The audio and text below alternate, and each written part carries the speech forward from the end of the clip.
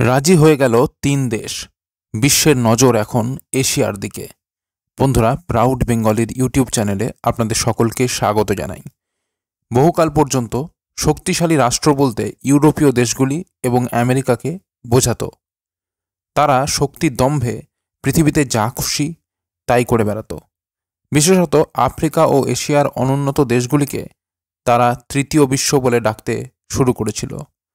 শক্তিশালী হওয়ার পর যে দায়িত্ব আসে, সেই দায়িত্ব তারা তো পালন করেইনি, উপরন্তু শক্তিকে ভোগ করার নেশায় মত্ত হয়ে বিশ্বব্যাপী যুদ্ধ বিগ্রহের জন্ম দিয়েছে।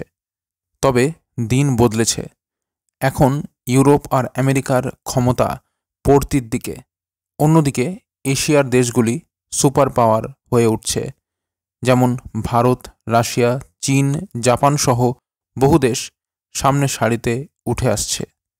এবার বিশ্বকে নেতৃত্ব দেবে এশিয়া মহাদেশ। নবযুগ আসছে। এমত অবস্থায় বড় খবর উঠে এলো। রাজি হয়ে গেল ৩ দেশ। বন্ধুরা, খবরের বাকি অংশ শোনার আগে ভিডিওটিকে লাইক করে রাখুন, আর চ্যানেলটিকে যদি সাবস্ক্রাইব না করে থাকেন তাহলে এখনই সাবস্ক্রাইব করে নিন।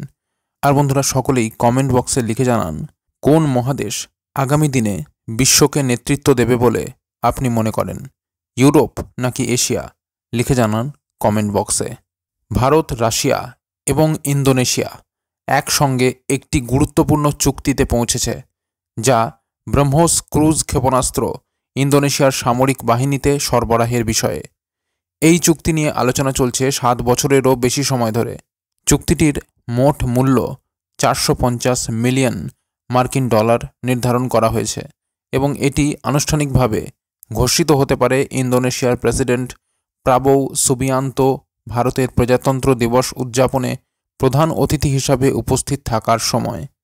এই ব্রাহ্মোস ক্ষেপণাস্ত্র ভারত ও রাশিয়ার যৌথ উদ্যোগে তৈরি এবং এটি ব্রহ্মপুত্র ও মস্কোভা নদীর নামে নামকরণ করা হয়েছে। ইন্দোনেশিয়া এই চুক্তি সম্পন্ন হলে ব্রাহ্মোস ক্ষেপণাস্ত্রের দ্বিতীয় আন্তর্জাতিক ক্রেতা হবে। এর আগে ফিলিপাইন ব্রাহ্মোস ক্ষেপণাস্ত্রের জন্য 375 মিলিয়ন ডলারের চুক্তি সম্পন্ন করেছে। চুক্তি সম্পন্ন করার জন্য ভারত এবং রাশিয়ার কিছু আনুষ্ঠানিক প্রক্রিয়া এখনও বাকি রয়েছে এবং অর্থায়নের বিষয়ে চূড়ান্ত সিদ্ধান্ত গ্রহণ করা হচ্ছে। ইন্দোনেশিয়া চুক্তির অংশ হিসাবে ক্ষেপণাস্ত্র সংক্রান্ত প্রযুক্তি স্থানান্তরের দাবি জানিয়েছে।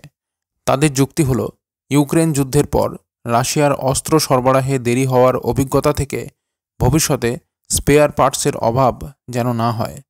এই চুক্তি করোনা মহামারীর কারণে বিলম্বিত হয়েছিল। 2018 সালে ব্রাহ্মোস অ্যারোস্পেসের একটি দল ইন্দোনেশিয়ার সুরাবায়ার PTPAL শিপইয়ার্ড পরিদর্শন করেছিল, যেখানে ক্ষেপণাস্ত্র ইন্দোনেশিয়ার যুদ্ধজাহাজে স্থাপনের সম্ভাব্যতা পরীক্ষা করা হয়। ভারত শুধু ব্রাহ্মোস সরবরাহই নয়, উপকূলীয় প্রতিরক্ষা রাডার, নৌ গ্রেড ইস্পাত এবং ইন্দোনেশিয়ার রাশিয়ান নির্মিত সুখোই 30 যুদ্ধবিমান রক্ষণাবেক্ষণের প্রস্তাব দিয়েছে।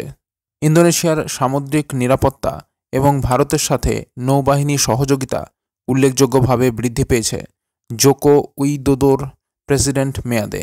নতুন প্রেসিডেন্ট প্রাবোও সুবিয়ান্তো এই সহযোগিতা আরও প্রসারিত করবেন বলে আশা করা হচ্ছে। তো বন্ধুরা, এই ছিল পুরো খবর। খবরটি যদি গুরুত্বপূর্ণ মনে হয় তাহলে অবশ্যই লাইক এবং শেয়ার করতে ভুলবেন না। আর বন্ধুরা, চ্যানেলটি যদি এখনও সাবস্ক্রাইব না করে থাকেন তাহলে এখনই সাবস্ক্রাইব করে নিন।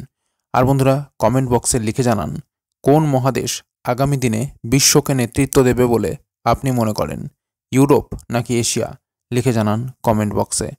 তো বন্ধুরা, এখনকার মতো এই পর্যন্তই। সবাই ভালো থাকবেন। অসংখ্য ধন্যবাদ।